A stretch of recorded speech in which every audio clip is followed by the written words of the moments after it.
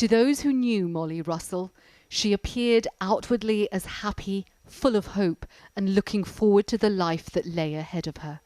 But behind these smiling images was a young teenager deeply depressed, hiding her struggles from her family and consuming dark material online late into the night. She took her own life aged 14, just a year after this picture was taken. Since then, her father has waged a battle for online safety, culminating in this inquest where, in a landmark ruling, the coroner concluded social media contributed to his daughter's death. In the last week, we've heard much about one tragic story, Molly's story. Sadly, there are too many others similarly affected right now.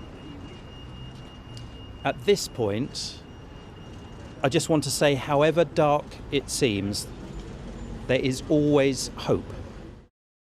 Today, the coroner Andrew Walker said Molly was looking at material that should not have been available for a 14-year-old to see. In some cases, the content was particularly graphic, tending to portray self-harm and suicide as an inevitable consequence of a condition that could not be recovered from. Molly spent most of her time on Pinterest and Instagram, platforms her family say that weren't just hosting harmful and troubling images, but their algorithms meant they ended up actively recommending them to her. She was bombarded, the inquest heard. If this demented trail of life-sucking content was safe, my daughter Molly would probably still be alive. Online safety campaigners say this must now be a catalyst for change.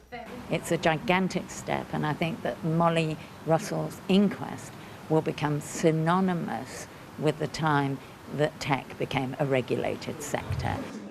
Tonight, the Prince and Princess of Wales, who met Molly's dad at an event in 2019, tweeted their support for the Russell family, saying online safety needs to be a prerequisite, not an afterthought.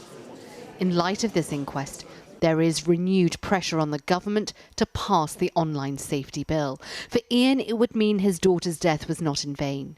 Meta and Pinterest have said they'll carefully consider the coroner's findings. Sejal Karia, News at 10.